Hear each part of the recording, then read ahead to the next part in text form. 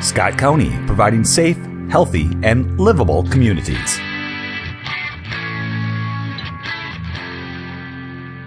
To 6.2, and that is to receive information on Scott County delivers topic, specialty courts. And we have Chris Harder here who's going to kick that off.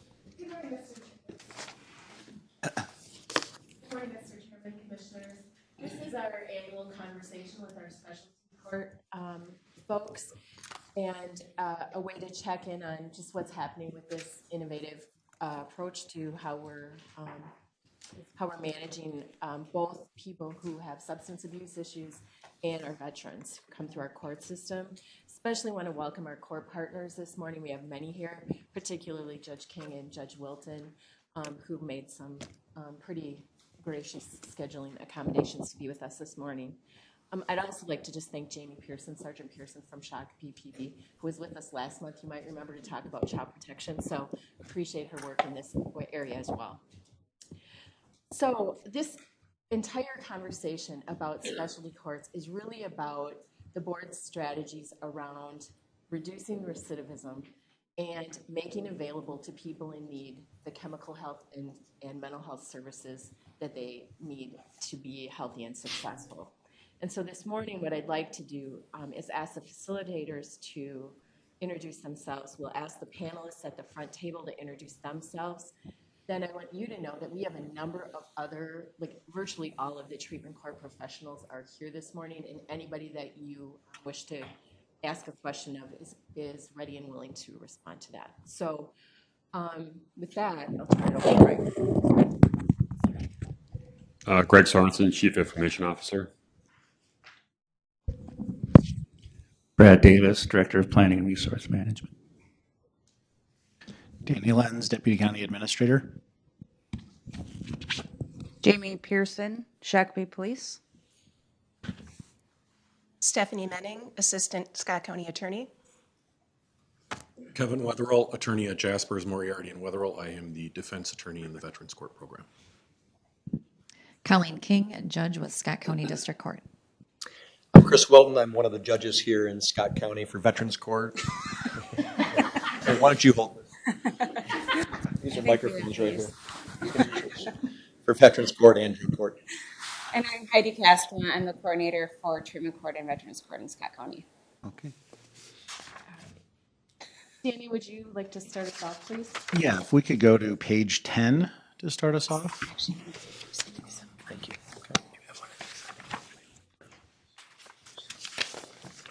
And so this is treatment court recidivism, count of new offenses. So just looking at the total graduated, 2018 through 2021, and looking at the number of individuals who have recidivated in that time period.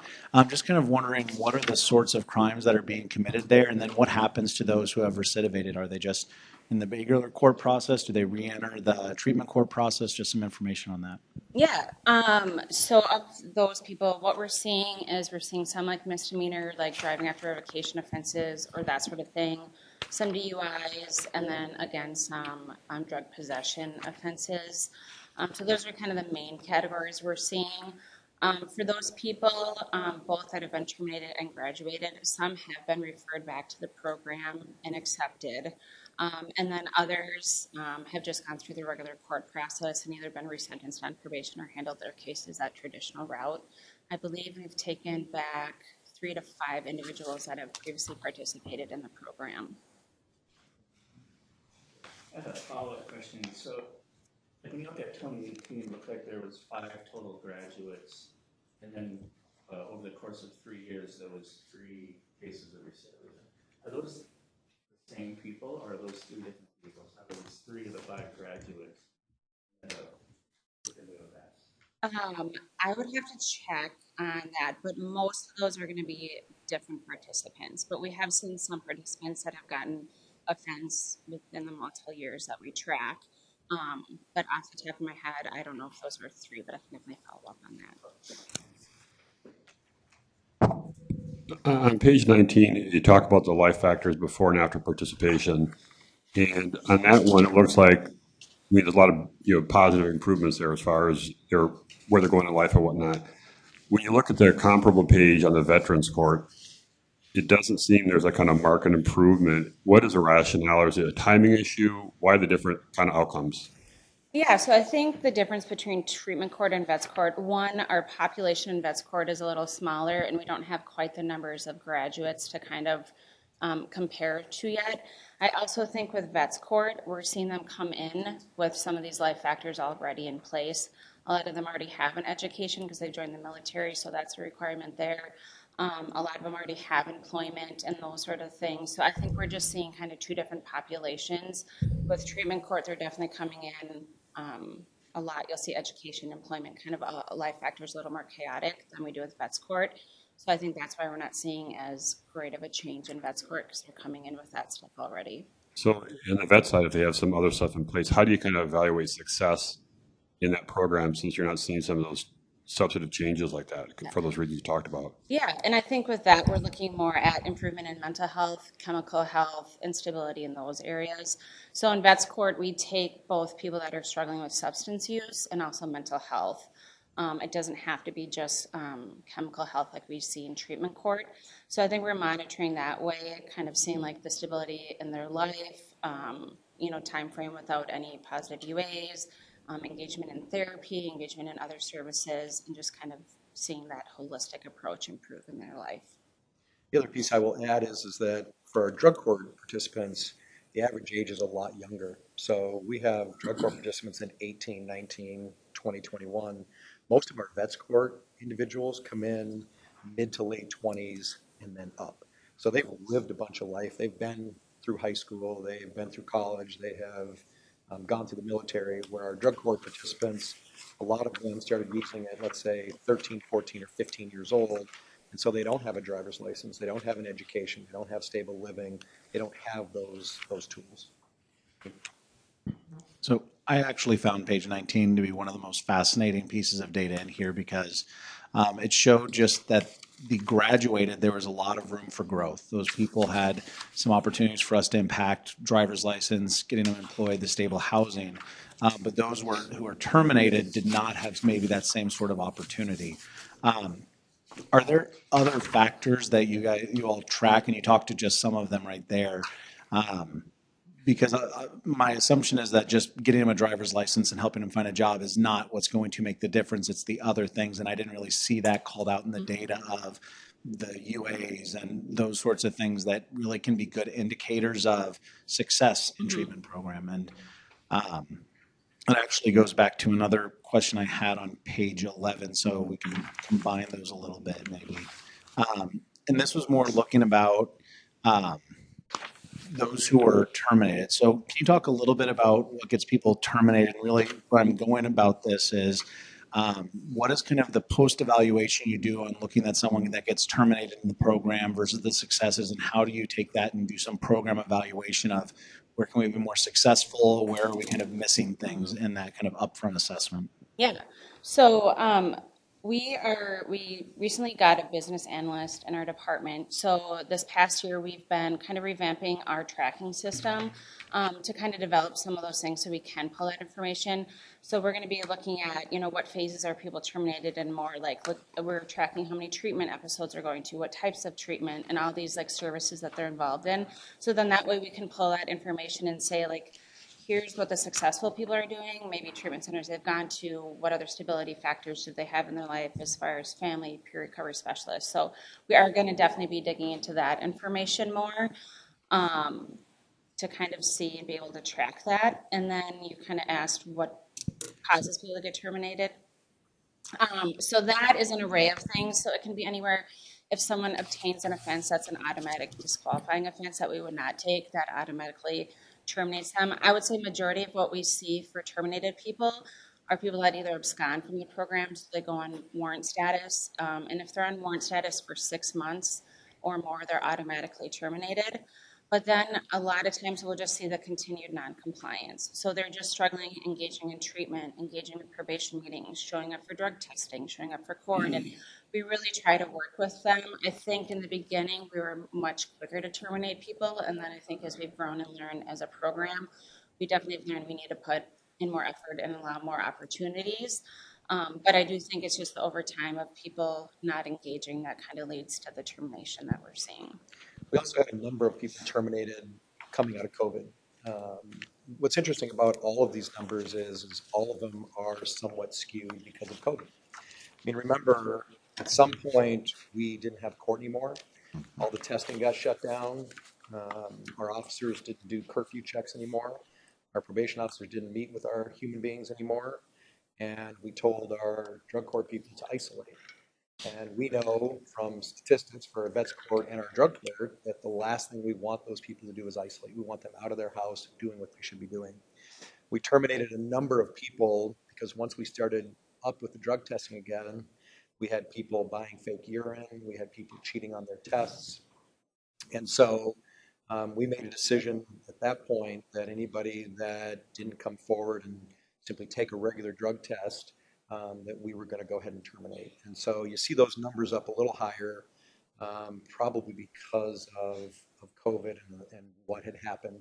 We looked and thought that that was almost an assault on the program and the efficacy of what we were doing. And so a number of those people were terminated at that point. So on the termination piece, anything you've learned as far as like behavior that you could take back to the acceptance process to say, are there certain things you're seeing of people that do that could help maybe get a higher proportion of people in there so you spend your time investing and those people have the greatest chance for success? That's a great question. And I think if I had the answer to that, I could write a book and make $1 million. It's an interesting, if I've learned one thing, it's that human beings are not predictable. People that come into the program and I think to myself, I'm questioning whether this person will make it, or somebody comes in, I think this person's going to breeze through our program. It's not always true. I think the termination process, there are people that don't make a probation meeting, and that's a violation. They have a positive drug test, that's a violation. They have a diluted UA or they miss a UA, that's a violation. And so, as Heidi said, I think, in the first probably couple years, we tended to terminate quicker than we probably should have. We try to learn from what gets people terminated, but in the end, it's still up to them. And people surprise us all the time, both good and bad. I will tell you that most people don't get terminated in phase 4 and phase 5. They get stuck in phase 1, phase 2, maybe even phase 3. Generally speaking, once they get to phase 4, phase 5, it may take them a while, but they are the ones that tend to go through. Even with people that have maybe 16 or 17 violations and they've gone through treatment 3 or 4 times, those people graduate and other people may not. So I don't know that we've learned anything in terms of predicting when people come in. I know that we've worked very hard. We have each year we sit down for half a day as a group and as a team and talk about that exact question. What can we do better? What can we front end so that we're not dealing with those issues in phase 3 and phase 4? So we're always tweaking the program. We just met in October for our half day and made changes to our handbook and things that we're going to require up front because of the question you just asked. Kevin, I wonder if you see that the same. You're obviously part of this. You're obviously part of this team. Your role is really different, though. Do you have any different thoughts about the termination process? Yeah, I think what I've learned, at least in Veterans Court, is the key is clear communication to the potential participants up front. And making sure that they both, Heidi and I, get an opportunity to talk to them before they actually get let into the program so that they understand what's going to be expected of them. Because we have had situations, particularly during COVID, where people were brought in, at least in Vets Court, and maybe they didn't really understand what the expectations were. And, coming to Scott County, now that COVID's lifted, coming in person, meet with their probation officer. The probation officer comes to their house.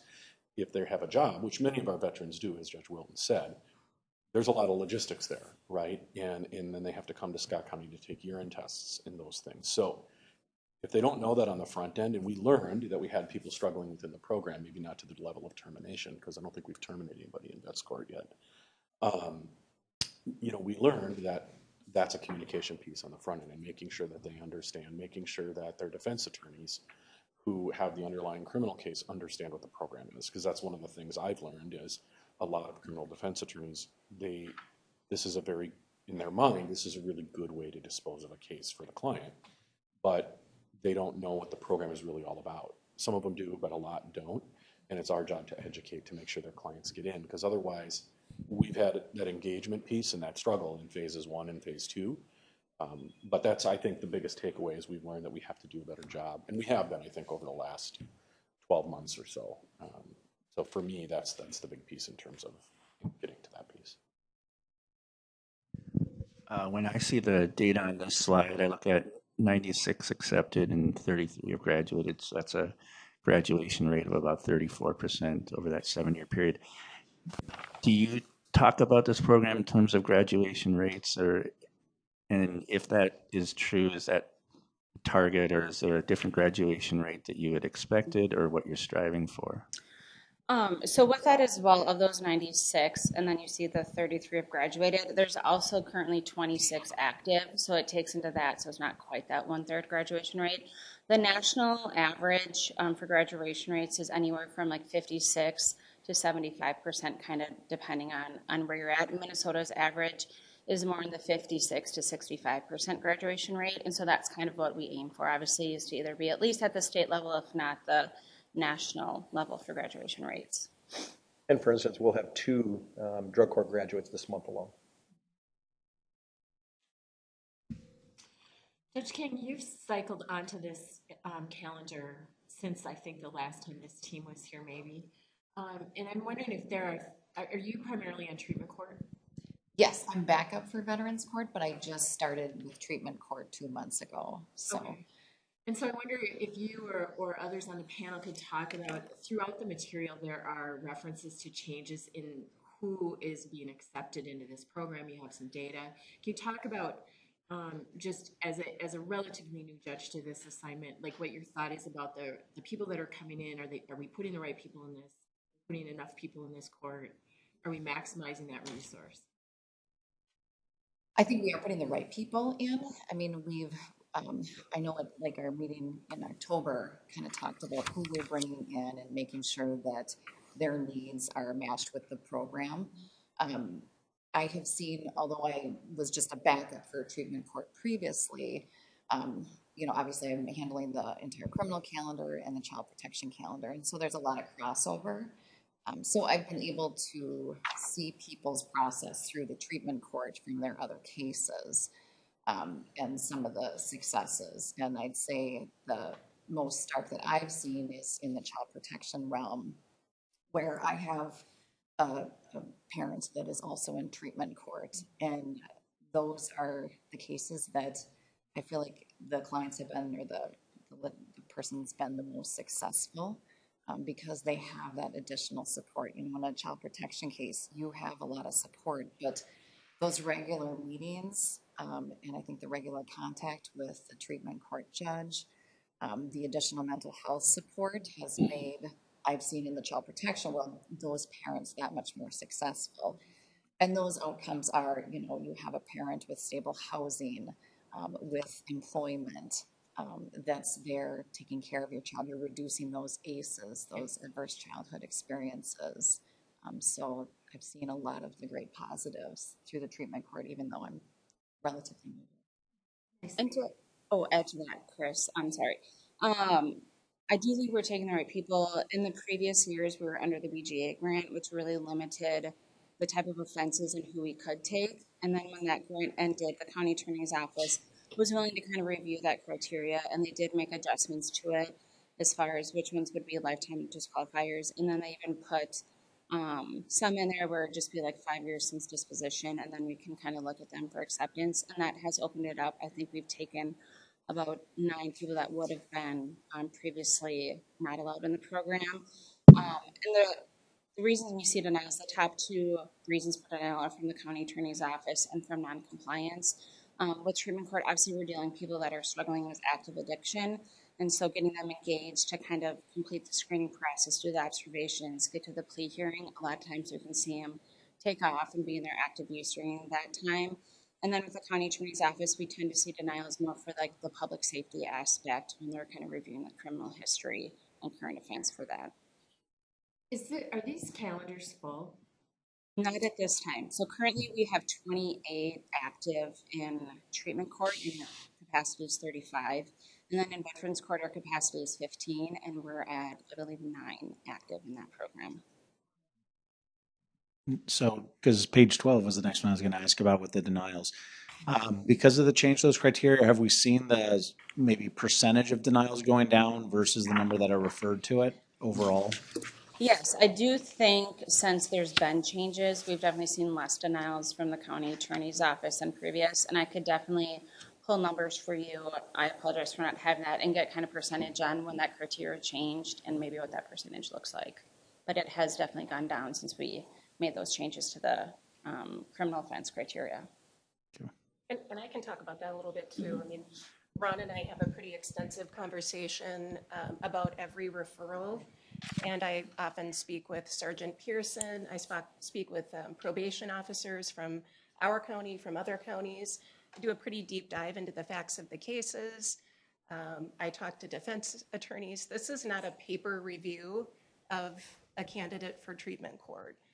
This is really an in-depth, whole person look at, is this person right for the program? And Ron's been really great about wanting to expand and make sure that this is really a robust program and that we're taking as many people as we can who are going to be successful.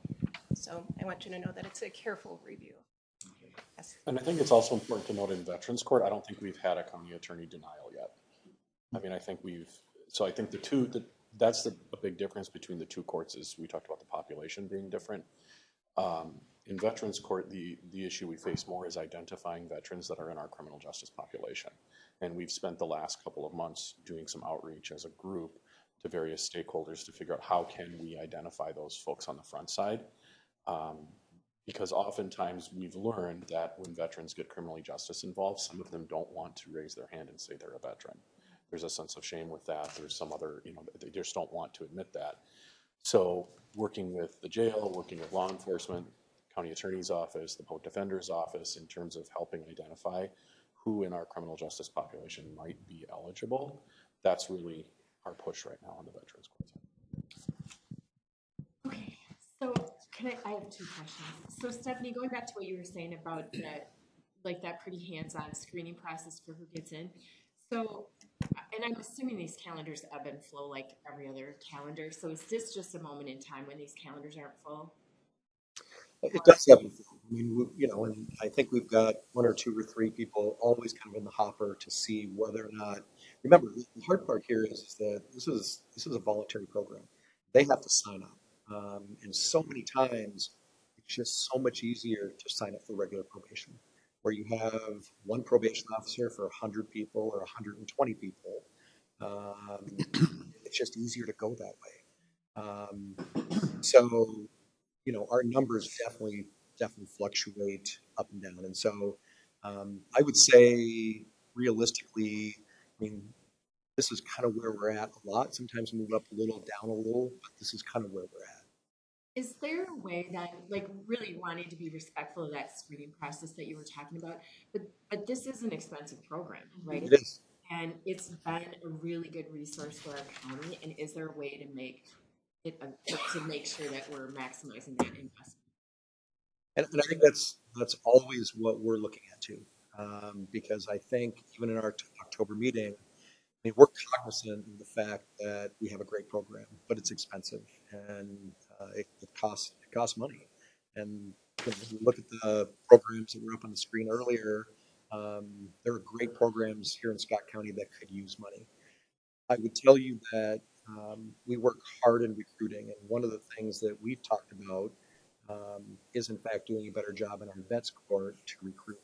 As Kevin said, part of the hard part here is that people walk into my courtroom and they don't stand up and say, hey, by the way, I'm a vet. those words never come out of their mouth. And so we're working on getting the message out in multiple different ways at a first appearance, at a bail hearing, through a number of different modes. I know that the county attorney's office just had a group in on Thursday, to talk to the new county attorneys. I mean, the county attorney's office has a number of new prosecutors. And so people get busy. And not everybody looks and says, let's find out if people are a vet or if people should get into drug court. And so it's a continuum of continuing to educate, even our judges. We had a group meeting not too long ago where we presented to our judges to talk about what the standards are and who's eligible. Because with the calendars in Scott County, they're gigantic, and it's easy to overlook that piece. So, so we're working hard to recruit defense attorneys and probation agents and everybody else that if they see a case, a young county attorney sees a case and says, hey, this is a veteran, or this person looks like they have substance abuse issues, let's go ahead and refer. And can you, in the narrative, there was a reference to, I think, I'm not sure if it's state legislation or federal legislation that changed some of the sentencing options for a regular court, for a regular district court outside of a vet's court, that there's some. Yes, so it's a Veterans Justice Restorative Act. Yep. And so, how, with that change to a regular court calendar, what makes a veterans court continue to be an important investment? Under the Act, the veteran has to show and prove that their affliction, drug affliction, alcohol affliction, was non-existent before they went in the military. Something happened and caused them to do that. We don't require that in Veterans Court. And in fact, interestingly enough, in legislation, if somebody qualifies for that, then the sentencing judge, one of their opportunities or abilities is to say, I'm going to give you that, but you also are going to go into a Veterans Court. So I don't know that we've seen, I know that I've had one case where they were arguing Veterans Restorative Justice Act. It gives the same disposition that we give in Veterans Court, the stay of adjudication. So it does not go on their record if they successfully complete. And so we haven't seen that as a big takeaway yet. It's still new legislation. We'll see how many people or veterans attempt to take advantage of it. So far, it hasn't hurt our numbers. We're not losing participants because the other piece of it is even if they get that stay of adjudication, they go on regular probation. And so what we offer is clearly a lot more with, veteran services and court, and drug testing, and all the rest. And I think that's a key point because the Veterans Restorative Justice Act took that benefit that veterans received by being in a veterans court and expanded it to counties where they don't have a veterans court. That's essentially functionally what it did. But counties that have a veterans court, that if that person qualifies, they'll be supervised in the veterans court, which is, I refer to it as probation on steroids. There's a lot more supervision rather than in a county that doesn't have a veterans program. They still get the benefit of the act, but it's on regular probation. So when you talk about the cost of the program, like an investment threshold, do you guys have like a target number that says, on average, it's X thousand per person program? How do you figure out what the proper investment threshold is and compare to all the other opportunities, competition for funds to kind of treat different people, since mental health is pretty much affecting every area, right? So the best use of mental health dollars investment, how do you kind of formulate that investment strategy? And that's a good question. I mean, the hard part about, I think, what we try to put value on, and I'll use drug court as an example. We have two people that were arrested a block away from the Scott County Courthouse. There was a search warrant. They kicked a door in, found a bunch of methamphetamine. They were screened by the county attorney's office, and they were allowed to come into the program. Neither of them had jobs. Both of them had criminal histories. Both of them were looking at prison. Both had children from different people.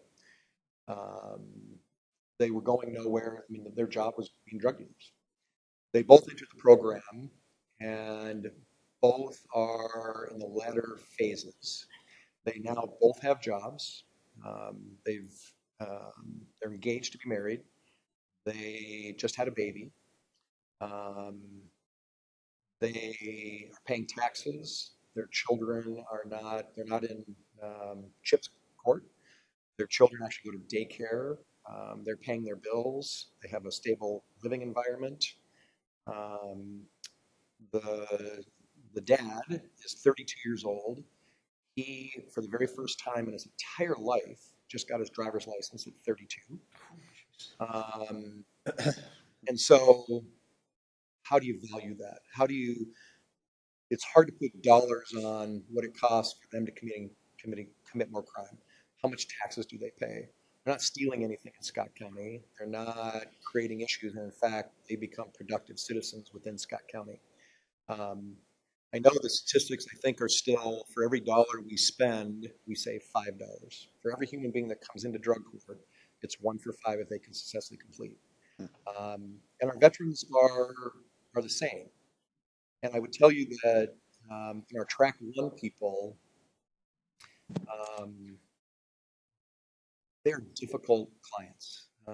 They have seen things, done things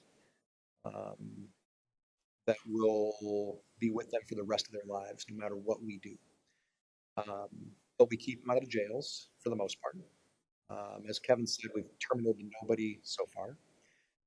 The services from our mental health and from our veteran service officer are outstanding.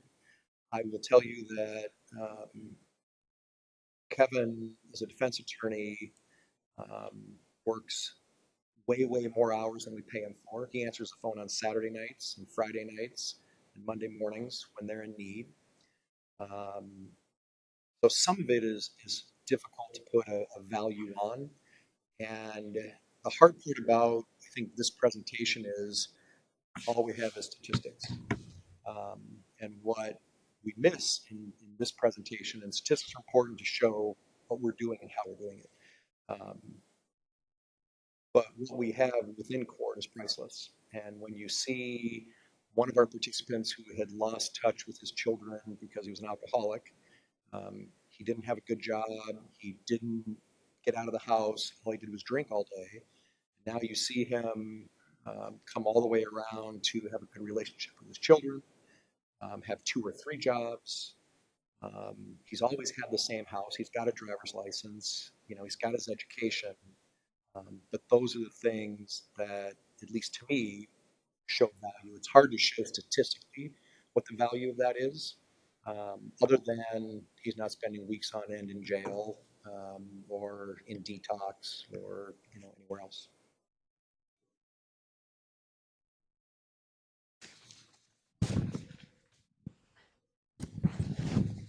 I had a question on slide 18. So this is treatment court law enforcement check-ins.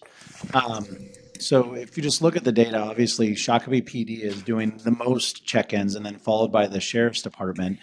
Can we just, someone talk to me a little bit about where these numbers bear out? Because it doesn't seem to match up with population trends in the county, and just kind of explain where it's going with that. Sergeant Pearson.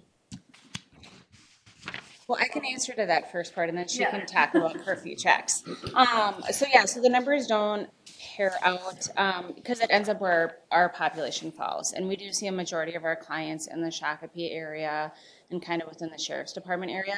It also is skewed because it really depends on the department and the number of checks they do. So Shakopee, Savage, and the sheriff's office are probably our top 3 agencies that we collaborate with the amount of checks they do. Their officers are great. Sergeant Pearson can talk to them more, but these officers aren't just going to knock on the door, check, hey, are you home? They're investing in these people. They're asking, hey, do you need help with anything? I know Sergeant Pearson's office has gotten people bikes, given them rides to drug testing, helped with job referrals, things like that. So the numbers are really based on where our clients fall, and then also with how many checks officers are doing. Some departments do a lot more checks than others. Sergeant Pearson does a great job of reaching out to these various agencies and kind of checking in like, hey, we have someone in your area. Can you maybe go out and check? So she can kind of speak to that piece a little more too. Yeah, I think it depends too, depending on the phase that the participants are in. In the early phases, we tend to keep a little bit closer eye on them, so we might check on them multiple times a week versus somebody in phase 5 doesn't get checks anymore. So it really does just depend which city the participant lives in. I think the board knows I have a great passion for this program, so I ask my folks to do lots of checks because that's how you build relationships with these folks. It makes us look good. So, does my passion translate to a different agency? Sometimes. It depends. So, and then it's also a little bit dependent upon the participants and how engaged they want to be with law enforcement. That's really driven by them a little bit too. You can only, stand in front of them and try to have a conversation. If they're not willing, then it gets awkward and okay, you're home, you're compliant, have a good night. So hopefully that answers. The other piece to that though is we've been doing this 6 years now, and I think about us talking about how quickly we terminated people in the beginning. In the beginning, the county attorney's office turned away a lot of people.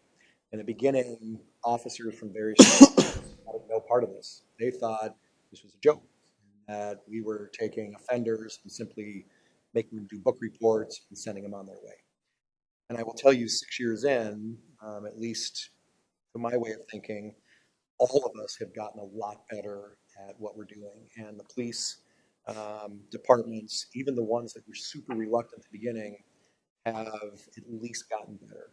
We've seen Shakopee and the Sheriff's Department kind of be the leaders all the way throughout.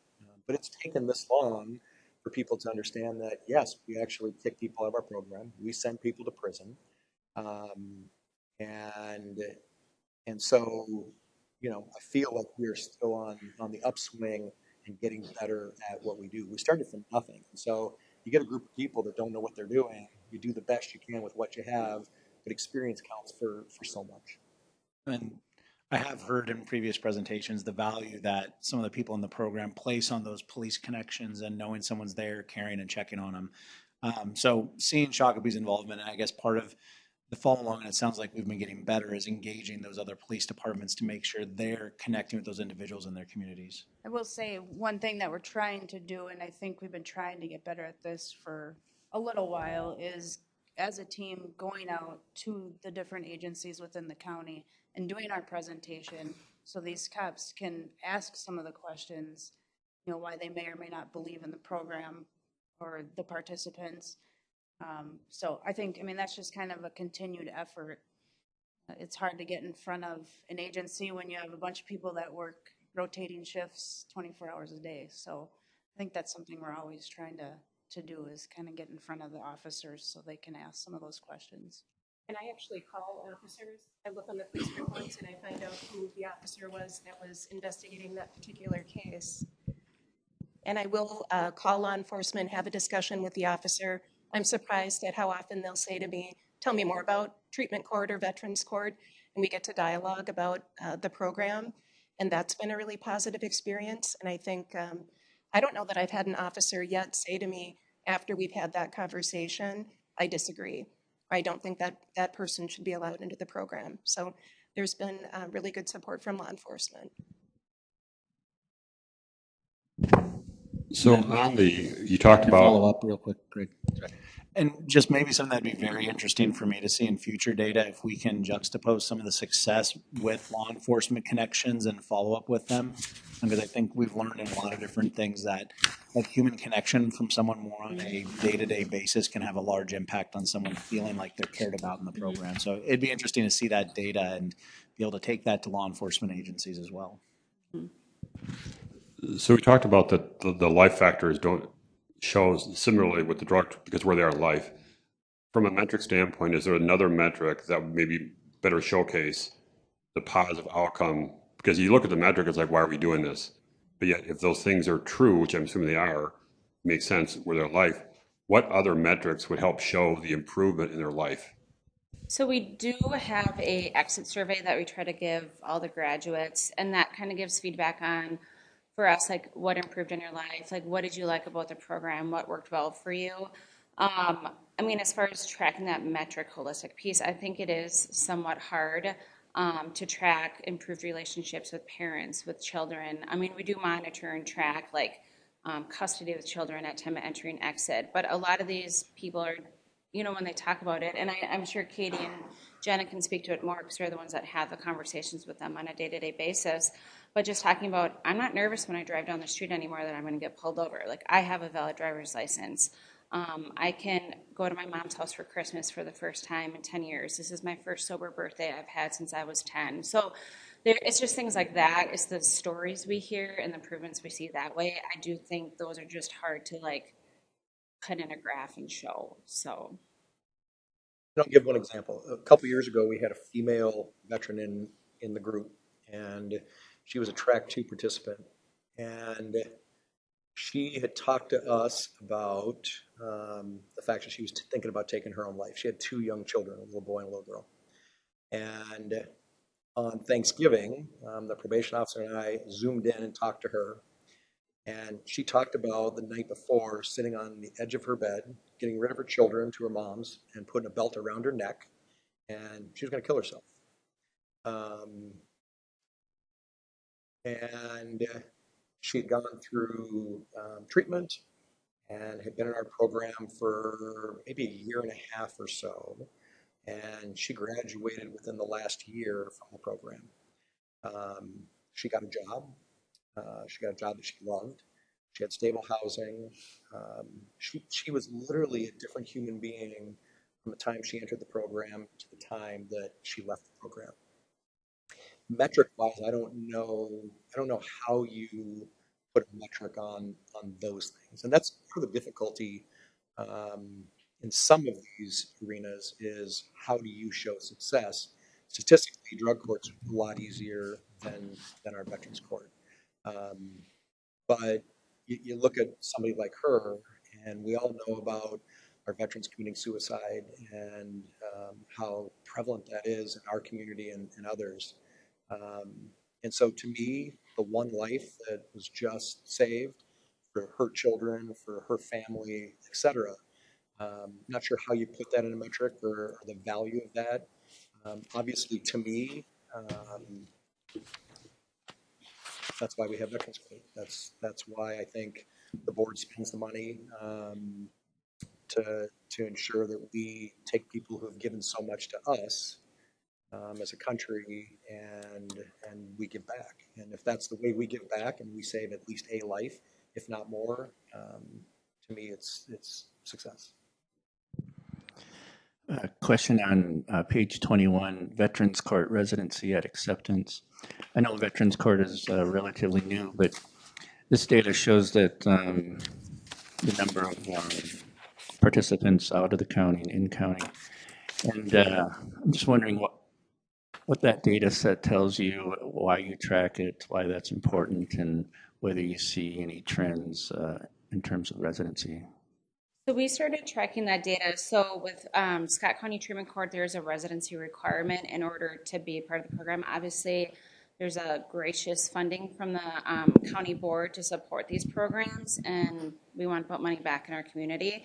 So Treatment Court, it is a requirement to be a Scott County resident. When Vets Court was first developed, it wasn't a solidified requirement. So we're tracking it in order to kind of determine, you know, for the board, if they want to continue funding it, you know, they want to make sure they're supporting their community. So that's why we're tracking it. So what we're kind of seeing is 50% of the referrals that we've accepted have been in county, and 43% of the referrals we've accepted have been out of county. And currently right now, out of our active participants, it is 50-50. We have 50% in the county and 50% out. At times of a referral we've had, it's looking at like 73% is in county and 27% is out of county. So we're just tracking it to be mindful of the dollars that are invested in this program and making sure we're giving back to our community. And so we look at every person that comes in. Obviously, if somebody comes in and they're from Duluth and they've committed a crime in Scott County, we're not going to take anybody from Duluth. But there are parts of Lakeville or Dakota County that are actually closer to Scott County than parts of Scott County that we're going to take a look. We're going to look and see whether or not that person in that county, if they have a veterans court or not, and what their need is.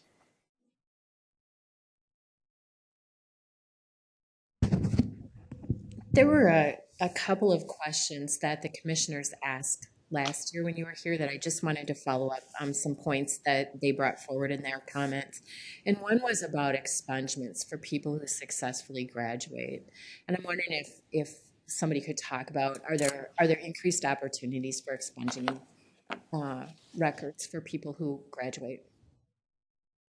I think there certainly could be. I mean, it depends, right? Like, an expungement's basically a motion to the court where someone is explaining why they believe that their petition to expunge should be granted.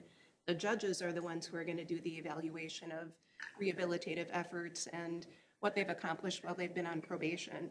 I would assume that that carries weight, but maybe Judges Wilton and King are better equipped to answer that.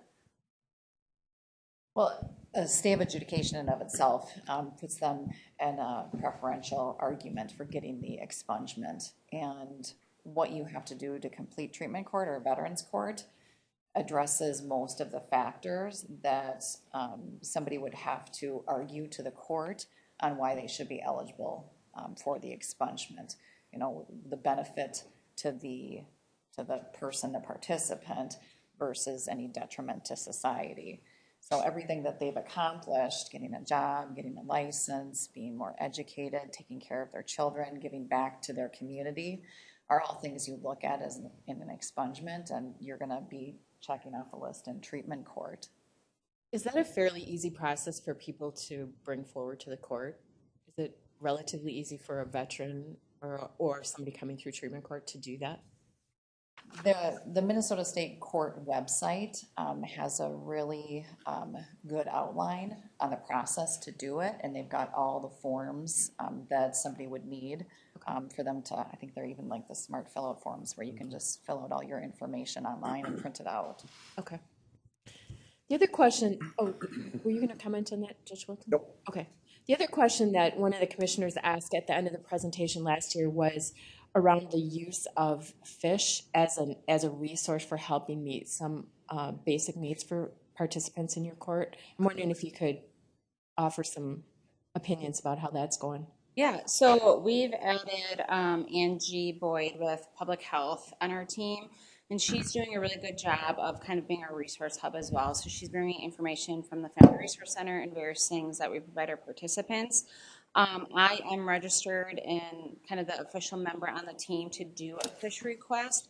We have not seen like a major need that we haven't been able to refer somebody to like a county resource or program to meet that need yet. So we have not done a fish request, but we're definitely set up and willing to do it if there is a need that we haven't been able to meet within all the resources we have as a team. And I would say on the Veterans Court side, you know, the Veterans Justice Officer in Scott County, Derek Farwell, is on our team. Derek and his team, there's a lot of resources for veterans, whether it's through the American Legion, whether it's through the VA, and they are masters at knowing where those resources are.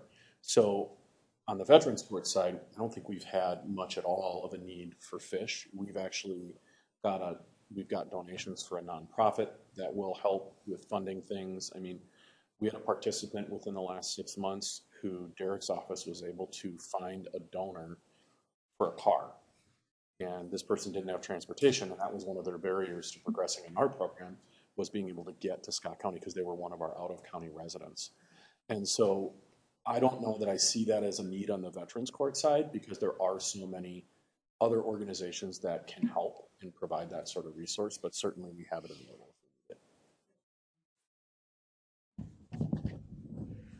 All right, just sort of paying attention to the time here, Mr. Chairman, I'm going to turn it back to you. Okay, thank you. Great presentation. Are there any questions from the board?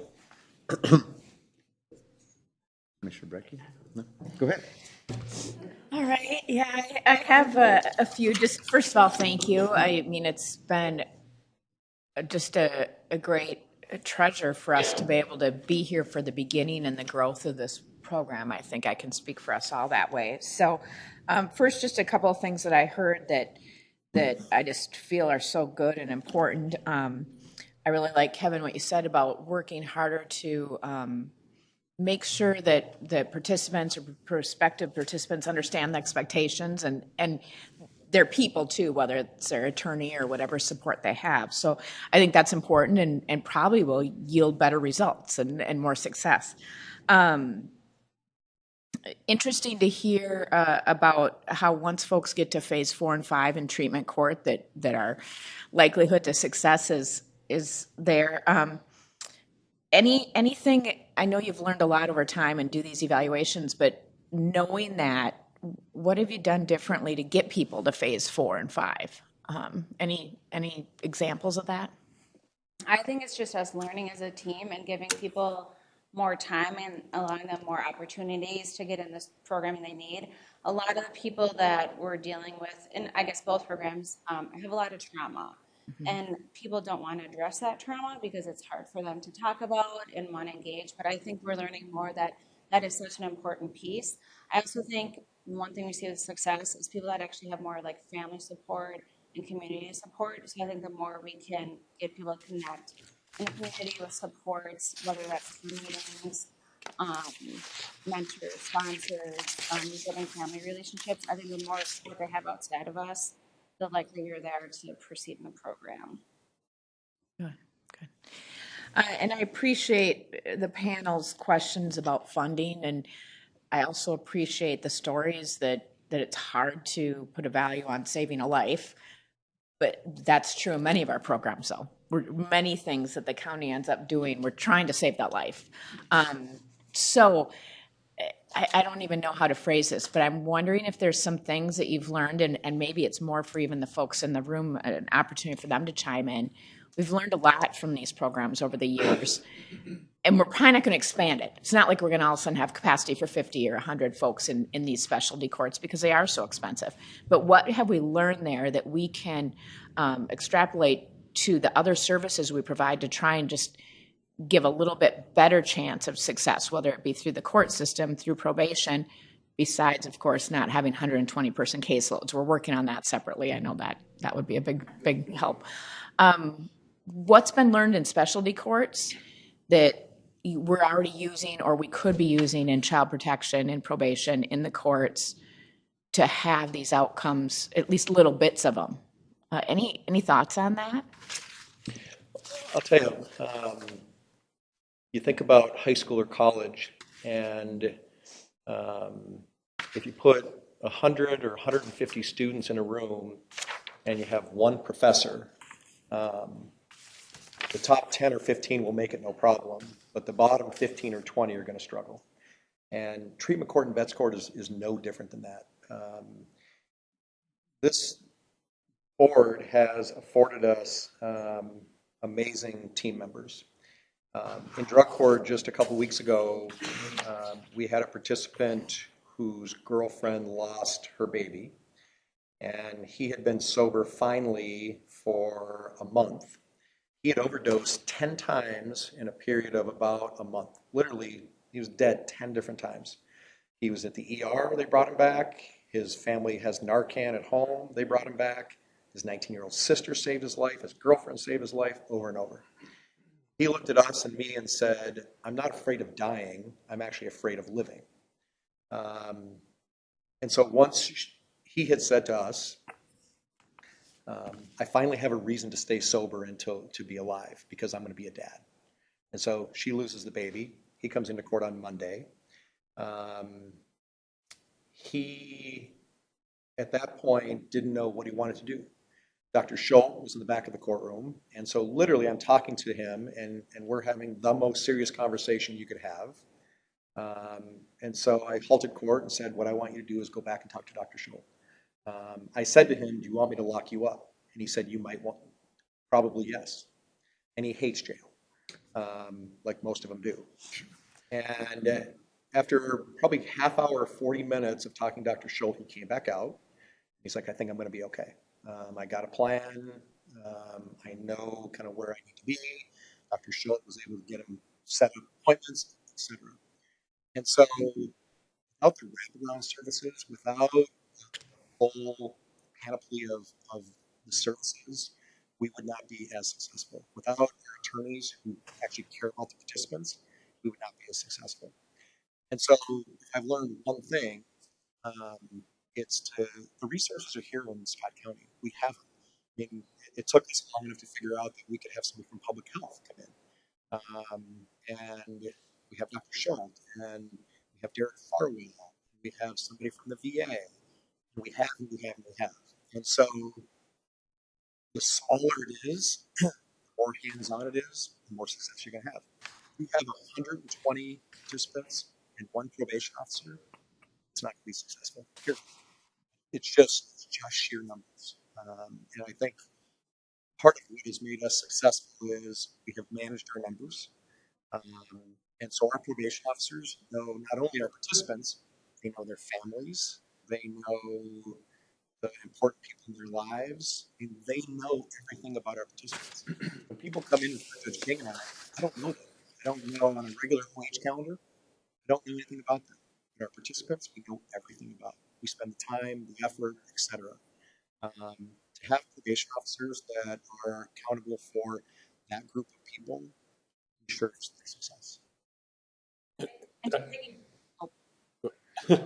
piggyback off of that too, I think, and Molly can quote me if I'm wrong, but I mean, we're doing things within our department as well as far as looking at like response grids. I think the juvenile division is looking at kind of having like staffings so the judges do have better information. So I think we're learning that information is key, communication is key, and collaborating with the departments, you know, within HHS is huge. So yes, we're very fortunate to have a small team where I can easily like call up Derek or anybody for a question, but I think we're really trying to remove silos within our system and really collaborate more as a whole HHS department to kind of serve these people. So that's what I was going to bring up. There's a structural difference in how we do things in these courts than how we do them in other areas, which is, you know, for example, every Monday morning or Monday afternoon when the court calendar is called, the clients don't come in. We meet as a team to collaborate, and we have what we call a staffing, where we all sit around and essentially we lay our cards on the table, right? And whether it's Stephanie or I or probation, and everybody on the team is in that staffing. There's supervisors from probation there too, if we need those sort of resources.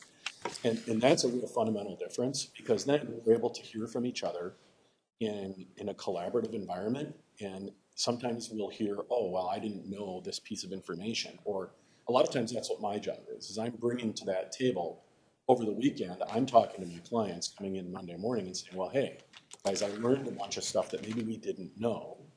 And that factual information helps the group work together. And we very rarely, at least in Veterans Court, argue over, that I can think of, as to what something, even a sanction.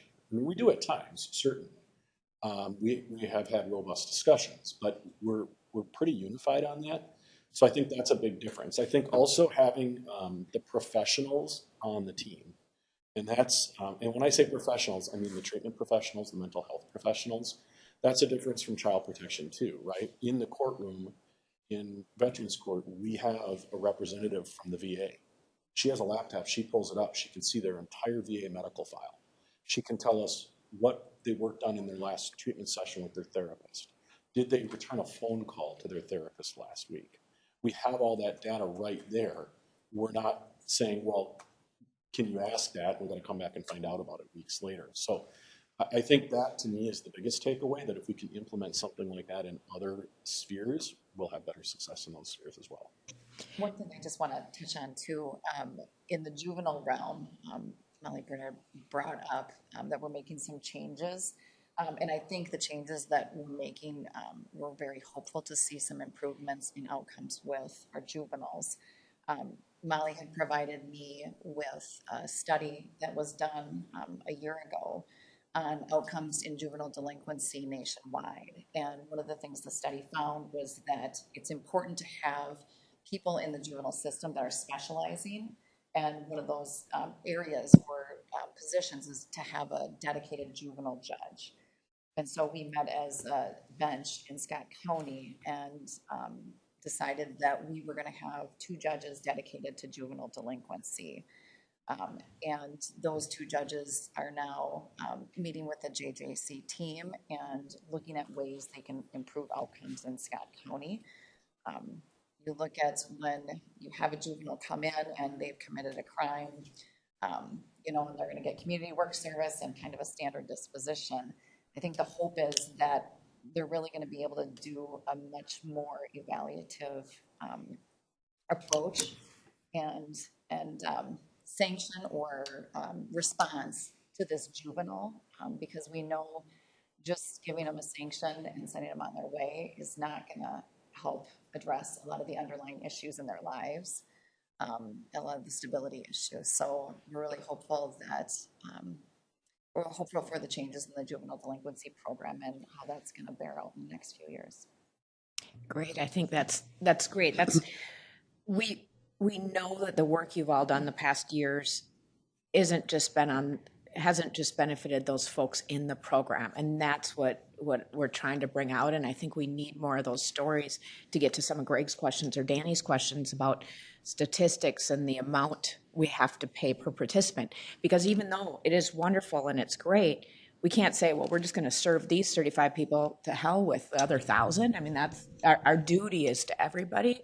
So I think we need to continue to document that, continue, you know, like you said, Kevin, if there's other avenues where we can have that type of collaborative input. And sometimes there's structures there where it can't be, but where it can be, let's continue working on that and then documenting that also, because someday we might not be here, but to just be able to show that and prove that. And sorry, Mr. Chair, I just have two little things yet. Capacity, I do feel like I'm glad we've looked at some of those issues and getting the programs as close to capacity as we can. We need to do that.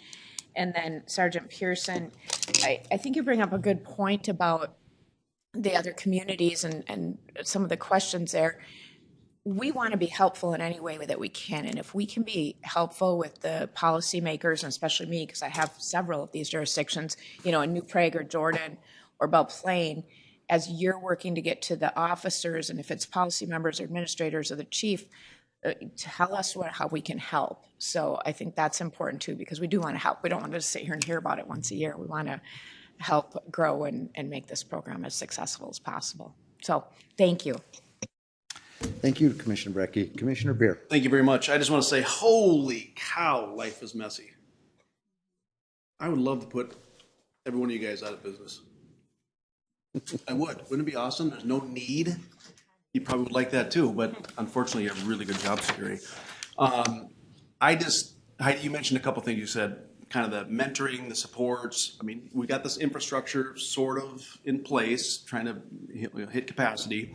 I think it was Kevin, maybe, did you mention it's easier to do just go probation, the 1 to 120, you know, just the easier. There's a lot of things that would be easier than doing this. Because I've seen you, Judge Wilton, I haven't been in your courtroom, Judge King, but come down from the bench and look at somebody eye to eye and like speak life into them. Like that's risky. Because now you got a connection, a relationship that's messy, but golly, does that change lives. And so, Heidi, you talked about on the backside, like how do we come alongside and mentor people? And because it can't be just the paid professionals, because if we're at capacity and we're doing more things, and plus there's another 1,000 that we have to get to, like we're going to burn the paid professionals out.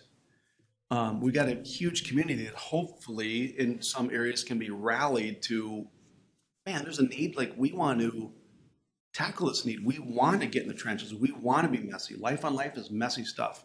But man, does it work. So I'm really interested in how do we help along the same lines with, you know, the infrastructure jurisdictions that are there, that it's not just Shockoe, because I think was there a Savage patrol officer that was here a year or two ago that kind of has your passion. I think it was Savage. I don't remember. Maybe they moved on. But how do we help facilitate that any way we can, but also how do we get the greater community involved, that it's not just those people. Like we can be part of the solution. And I don't know the answer to that, but I would love to help in the way that we can to try to bridge that gap. Now I'm looking at Chris because, boy, maybe another roundtable thing. But Commissioner, I'll tell you what, we're starting to do that. And, you know, what my fear is that we've clearly survived a pandemic, but I'll tell you, we're in a fentanyl epidemic. And it is crazy. We have, in the last 4 or 5 months, we had one of our participants overdose and die. This is the second human being that has overdosed in our program and died from fentanyl. And it doesn't take anything to look at the newspapers or ask the police chiefs. There's overdoses everywhere.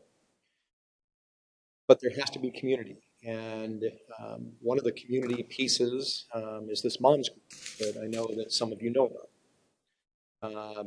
Public health has helped them, but it was started by 2 women who were recovering addicts who have children, along with Katie Morris, and that's a community program. They are now partnering with St. Francis. And, you know, this board talks about what else can you do and what else can we do. I have to, you know, give a shout out to you, Commissioner Beer, for being on the Scott County Drug Free Coalition. I mean, you sit there in meetings, we toss ideas around on how we're going to help our kids, and how we're going to help, and what billboards are we going to put up, and how do we reduce. Commissioner Wecker-Brecky, you went out to the moms group in your other capacity, in your day job, as I'll call it. That was the most well-attended still today group that moms group has ever had. Because they would, at some point, look and say, if something happens to me, what's going to happen to my child? And so, statistically, I'm not sure how you mark that. But you have a group of women who are fearful that if they die tomorrow of a drug overdose or something else, where's their child going to go? And you took your evening, stepped up, and helped them in a pro bono manner. And still, like I said, today, it's the most well-attended thing we've ever had at the Mom School. And it does take a village and a community. And this is going to get a lot worse before it gets better. I am here to tell you that the deaths are going to keep going. And, you know, I know that we have a little bit of money to hopefully spend coming up on the opioid settlement. And I've been part of a group that has come up with some great ideas on how we tackle some of these pieces in the community. But it takes all of us. And so not only do I appreciate the board helping and supporting people, but I also appreciate the support after hours and during the day and all the rest. So it's easy to talk about it. And the other thing is do you go out and do it? And so I appreciate that. Okay, Commissioner Orlick. Transitional housing has been, and is a hot topic in our community. And I'm wondering how important stable and supportive housing is to the success of your program. That would be one question. And then obviously, hot topic part of this is how safe is a traditional house in your mind in the community? And then, and I don't know if you have a person from Damascus Way on your team, do you? Not on the team. But would that make sense at some point if they have more transitional houses in Scott County? So I really have 3 dimensions to what I'm raising here about transitional housing. Any comments? Yes, we don't currently have Damascus Way on our team. Jenna Nelson, who's the probation officer on our VESCOR team, she is also half-time with the reentry position. So she works very closely with Damascus Way and with those transitional housing. So she's always a great resource for us in that aspect to utilize. Obviously, housing is crazy important for these people and their success. What we tend to kind of see because of the lack of either affordable housing for people or housing that takes people with backgrounds, we do see our participants have to go outside of the county at times, and then that makes barriers for law enforcement checks because we don't have partnerships with outside agencies. It can make it harder for them to get in for drug testing for court. Probation officers are spending more time on the road trying to see people versus if they're close to here. We have a current participant right now who's new in the program, and she got evicted from her home and then moved in with somebody else. And now they got evicted from there, and now she's got to stay at a hotel. So how do you focus on your treatment and your recovery and your day-to-day life and getting sober when you don't even know where you're going to stay each night? So housing obviously is crazy important. I would love if we could just buy an apartment building and be able to have that for, women and families. Oftentimes harder for women and children to find places to live, especially treatment needs and stuff like that. So I think it's always an area we're gonna have to hopefully be able to grow in, but I find it one of the most important factors for our people. And Commissioner Holger, it's probably number one. If you don't have a place to lay your head and you're not safe, you're not going to be sober, you're not going to go to work, you're not going to do any of those things. In terms of safety, people overdose and die in church bathrooms, in their own homes, in cars, in restaurants, in halfway houses, in sober living. The overdose is non-discriminatory.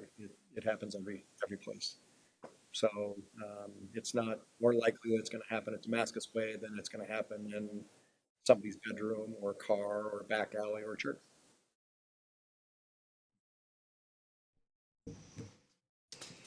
Right.